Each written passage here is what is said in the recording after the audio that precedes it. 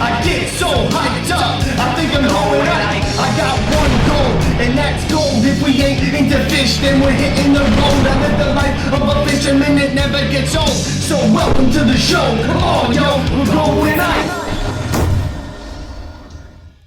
You know, planning the Going Ikes for the new season, there was one that I really wanted to do, and I wanted to do it for two reasons. One was I kept hearing about this place called the Upper Susquehanna River, and I've heard about this place for like my whole life. For over 30 years, I've heard of this amazing smallmouth fishery up here in Pennsylvania, just north of Harrisburg.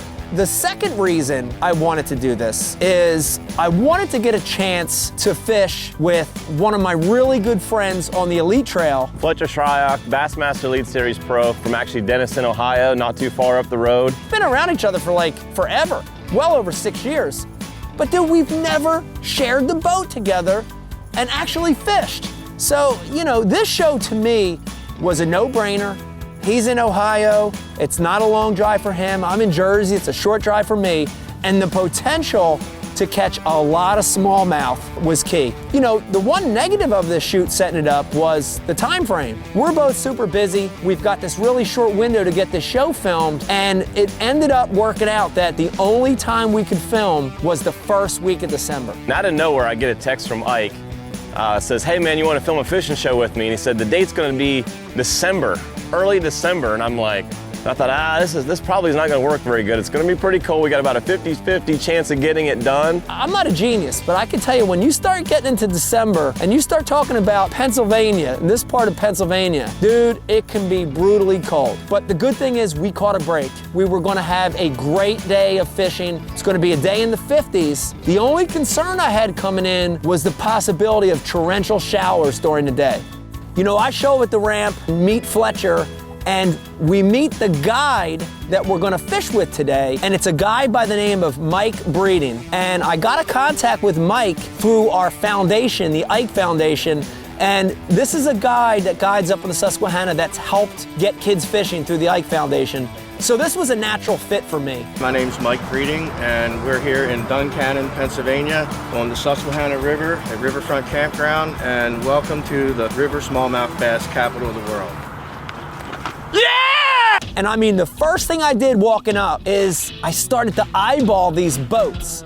And you know, I pride myself on being a guy that knows bass boats, but this was a totally different animal.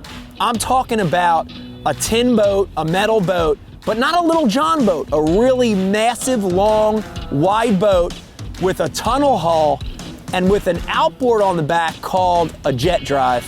And the interesting thing about this boat and these styles of boats is they are built and designed and made specifically for running these shallow, really rocky rivers. And this is a custom deal. This isn't something you could just go to the store and buy. This is a boat that you have custom made and designed specifically for places like the Susquehanna River.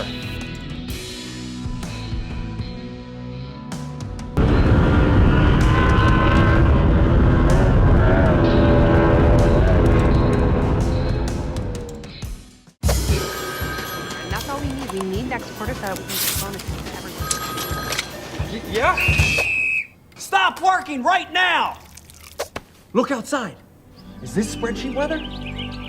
No, it's not. This is fishing weather. So stop clicking, get out there, and catch a bass.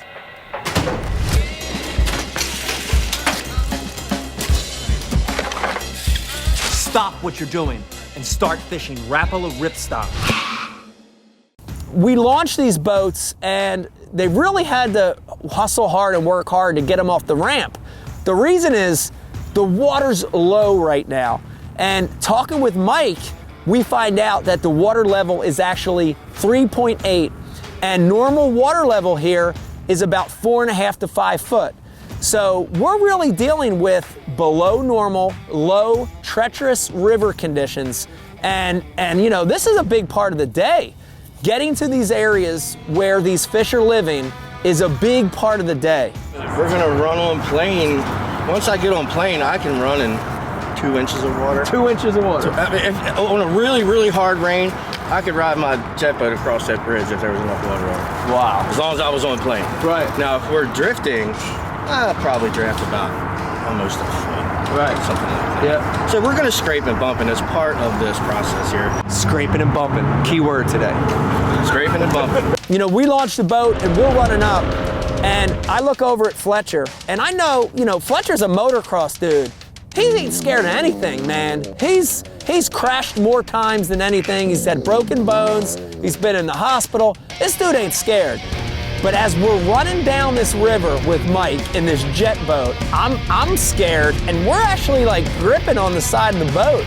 It's amazing to me how Mike is running through these rocks, and he's skirting over water that's literally 3, 2, maybe even an inch and a half deep, skirting over. You could actually feel the bottom of the boat bouncing off of these rocks. Super scary, super intimidating, but Mike knows this river, and in a short run, we started our first spot. You know, the first spot we get to is what I would describe as a more subtle, classic area where the smallmouth are gonna winter. We get into an area that's kind of a little bit deeper pool, and it's got something called an eddy going on. And you know, basically an eddy is when the water flows down and hits something, it creates a block and slows the flow down a little bit.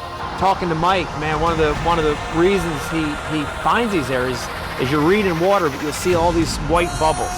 And when those bubbles are stacked up, it's indicative of a really slow spot, of a slow area. And you know, when you're scanning the water, it gives you a real easy target to throw at.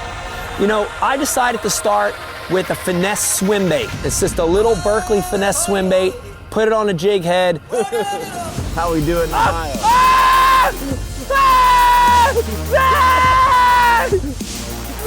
It's a mess already. Oh, God! Ah, God! You see that jump, Mike? Ah, God! Oh, God! Ah, God! Ah, God!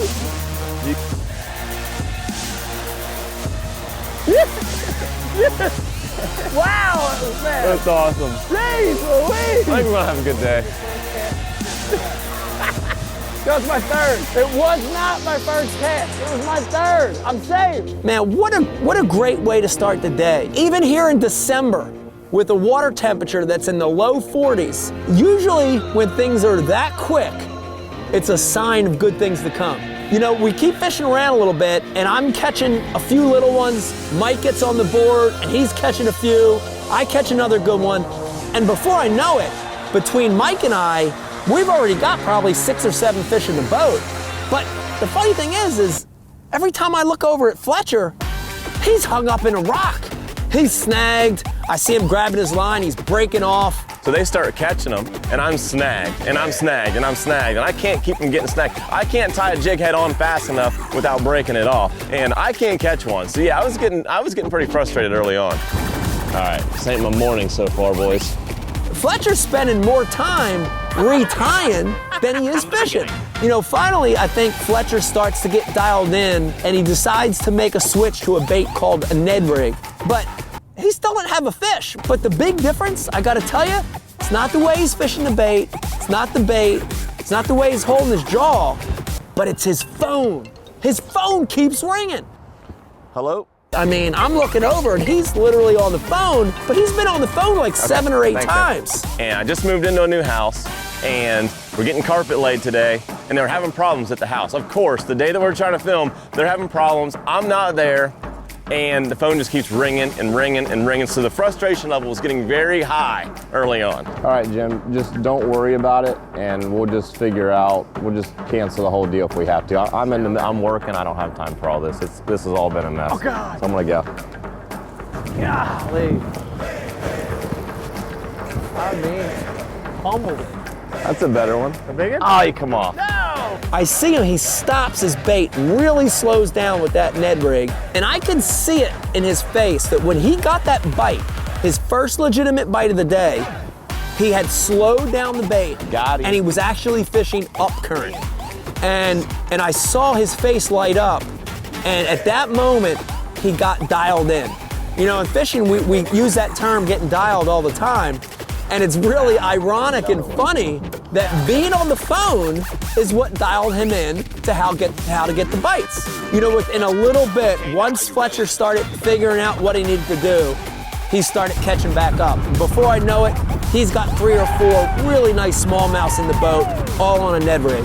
You know, Fletcher and I look at Mike, and Captain Mike decided, you know, this hole's starting to play out. Let's make a move downriver, and we're gonna make a short run to an area called the Hellhole.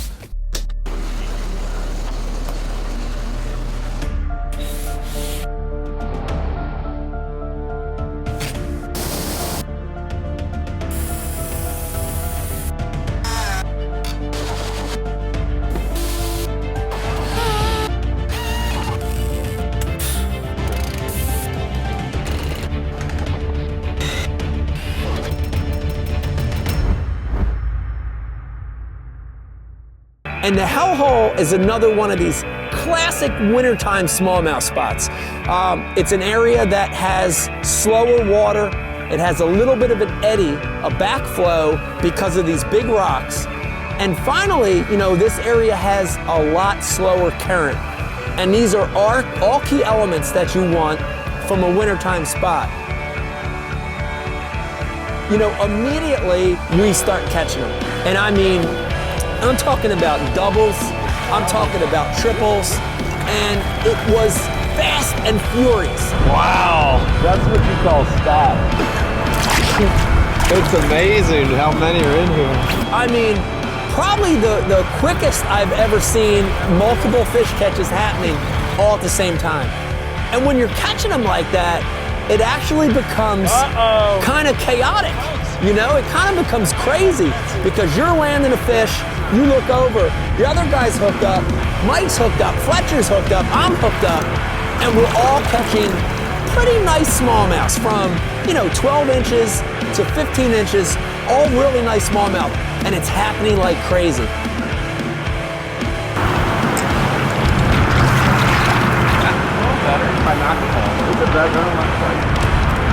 Cheers. Got him.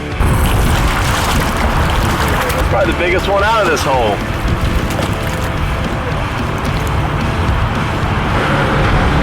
Guys, I don't mean to throw on top. Oh God! The fish comes flying by. Change colors.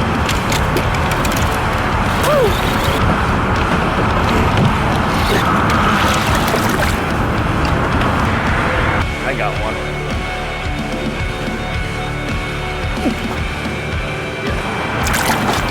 When it's happened that quick, you have a tendency to want to keep doing the same thing. But I make a decision, because we're probably already 20 or 30 fish in, I make a decision to pick up a jerkbait. And I pick up a lure bite Rapala called a shadow wrap. Look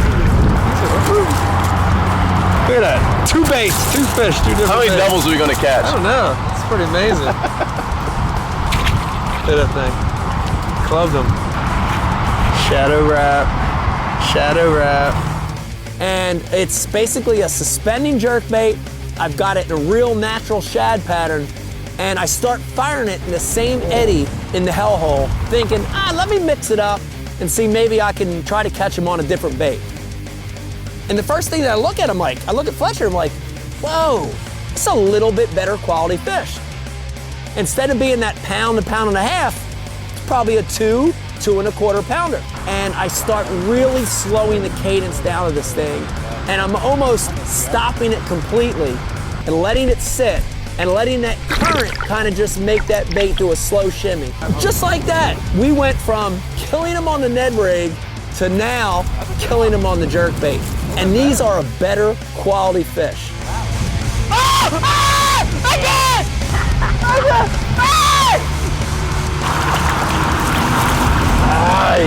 Better one there. That's a good one. It's the biggest one out of this Jerkbait. Look at that. Shadow wrap shad all up in his face. In his face. That's a good one. Put that one.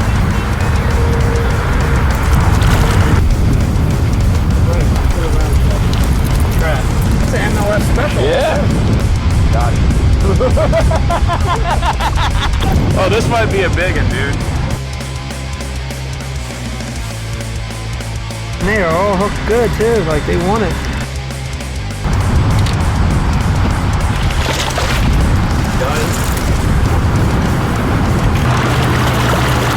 Better one too, guys.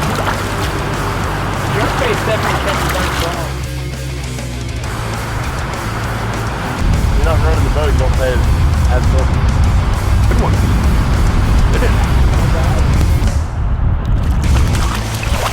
I think the pause too, Mike. Better quality with a jerkbait. Look at him! He's built.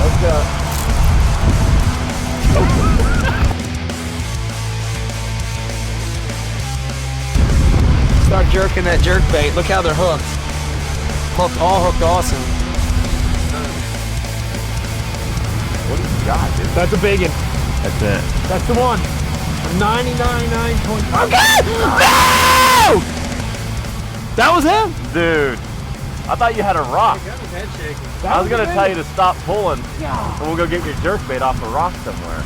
And then it starts. Why? That was head shaking. Dang, that dude. was a big one. Man, it was a devastating moment because a big fish at that point for me would have been critical.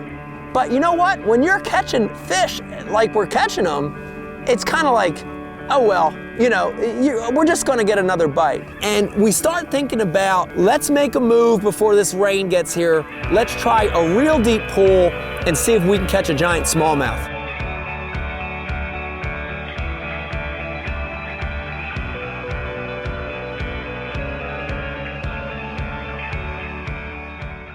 Welcome to Bass University TV, an online video training course where you'll learn champion bass fishing techniques from pro anglers Pete Glusek, Mike Iaconelli, and their talented special guests. From on the water to in the classroom, you'll learn sound techniques and strong fundamental bass fishing skills. Watch hours of video content on multiple topics at your own pace for a low monthly fee. Cancel at any time. Information is power in the sport of fishing, so learn from the very best. Subscribe to Bass University TV today. Instantly, we noticed that we're not getting the kind of bites that we got over there. Just about that time when I'm thinking, you know what, we gotta go back, I hook up. And it's a northern pike. It's not even a smallmouth. Man, now I'm really starting to think, we gotta get back to that area we were catching them. And just a second later, as I was thinking that thought, Fletcher hooks up, and I could see that this bite is a different animal. Using the jerkbait, his rod is really tripled over, and he's taking his time. And as it gets closer to the boat, I could see down in that clear water, this is the biggest fish of the day.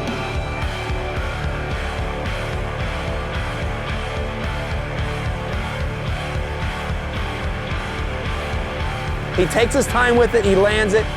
Finally, after about 2 or 3 hours of fishing, we've got a trophy upper Susquehanna River smallmouth. Fish that probably weighs 3.5, maybe close to 4 pounds. Beautiful, gorgeous smallmouth. You know, we get excited and we continue to fish in this pool, but it's just not happening. Mike makes a decision, we're gonna make one last pass, kind of down the bank where there's this more subtle drop, and then we're gonna move back to the hellhole. You know, before we make that move, it's starting to rain, we're starting to get a little nervous, and I look over and Fletcher's still fishing that jerkbait, and I see him hanging up on a rock, and he's hung up on this boulder, he's hung up on this rock, and I'm watching him try to get it out. Oh my God! What is this? Oh my God! He's got a double! He's got 2 smallmouths on the same bait. A double! Look at this. Shit! Yes. I gotta land both of them. Is one of them a big one? They're both good ones! Come on. They're both big ones. Oh, he got off! Dang it! I saw that he... The one did. I could tell he was barely hooked and I tried to grab him. I was hung on a rock and I kept shaking and they were both right there on it and one must have pulled it off. That was... I went for the one that was barely hooked. Damn it, man. One was hooked in the tail. That was hooked in the mouth. Man, I gotta tell you, that's real testament to how good this fishery is. For water that's in the 40s, for wintertime fishing, to catch them 2 at a time, man, that's special. You know, we decide to make that run back up to the hellhole, but it's really starting to rain. It's really starting to pour. You know, the biggest concern is the camera equipment. You know, and the camera crew, man, they've got all these cameras and they're starting to get wet. So Fletcher and I make a decision, even though it's only like not even 2 o'clock, we make a decision, we're gonna call it a day. We look at our tally, boy, we've caught well over 100 smallmouth. I wanna say we probably caught 125 smallmouths in about 6 hours of fishing. I don't care where you're at, I don't care what part of the country you live in, that is incredible fishing. To come to a place in December and catch 100 smallmouths, more than 100 smallmouths, that's world class. And you know, Mike said it early in the shoot, that's why they call this the smallmouth capital of the world, right here on the Susquehanna River. Dude, that was insane. That was seriously insane. Yeah, probably the best fishing I've had in a long, long time. Sheer numbers wise, can't say that I've caught that many in one single day. How many did we catch? 125 would probably be a safe number. We really did, right? Have to be. All right, Have to be at dude, least. we called it quits. We caught over 100 fish. It's raining, we're cold, we're wet. We're soaked. The camera guys' equipment's getting wet, so we decided to call. But here's the thing, you don't have to head back to tomorrow, to Ohio. That's right. It's only 3:30, so I have a challenge for you. What you got? I challenge you to a roller skating competition. Wow, it's over, dude. Do you skate? It's been a while. But you've skated. But I'll own the game. Let's go. All right, you ready for this? I'm ready. No, seriously. Yeah. You ready? Let's go. Come on, let's skate. Let's go. Let's skate. I'm not talking about roller blading. I'm not talking about roller hockey. I'm talking about good old-fashioned, shuffle style, 4-wheel roller skating, old school style.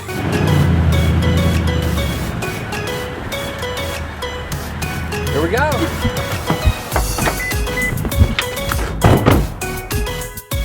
Here we go. Pumped, bro. Let's do it. Let's go. Roller Right skate. here. Roller skate. Roller skate. Let's go. Roller skating. Roller skate. Roller skate. Roller skate. Roller skate. You know, it's a skating rink called Olympic Skating Rink. It's right here in Harrisburg, Pennsylvania, and it's awesome. I'm really having a lot of flashbacks and memories from the last time I was roller skating. How you doing? Good. How are you guys? Good. We'd love to skate. You want to? Okay. Yeah. What size skate rentals do you need? Size 10, please. 9 for me. 9 and a 10. Coming up.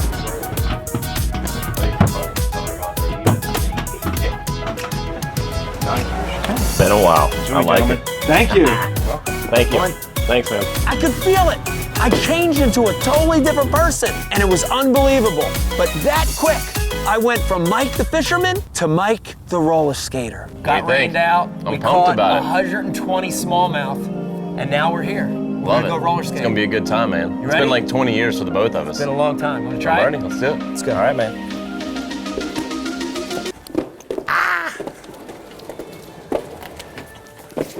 One, two, three. Listen.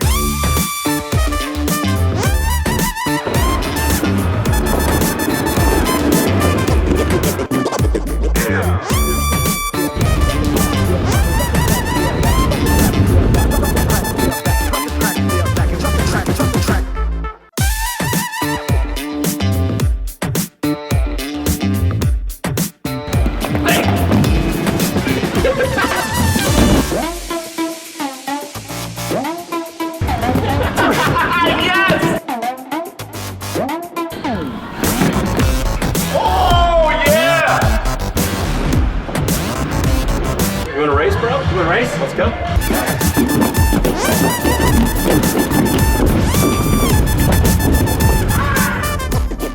Man, you know, to skate again and to have fun with a buddy of mine, really, really cool way to end the day. I like it. Good times. You know, I've fished a lot of great places, you know, all over the country over the years, and had a lot of good days. And I probably can't say that I've had a better day than what we had at the hellhole for about an hour and a half. It was literally every single cast, you got a bite or you caught a fish. I don't know if I've ever experienced that anywhere. This has been such a cool opportunity for me, not only to fish for the first time with a good friend that I fished with on the Elites, but a chance to catch that many smallmouths in a place that I've been hearing about since I was a little kid. What a really cool special show. You know, I gotta be honest with you though, this is a tough choice. Catching 100 smallmouths in 6 hours or roller skating? I don't know which one I'm gonna pick, but you know what? In this one, we did both.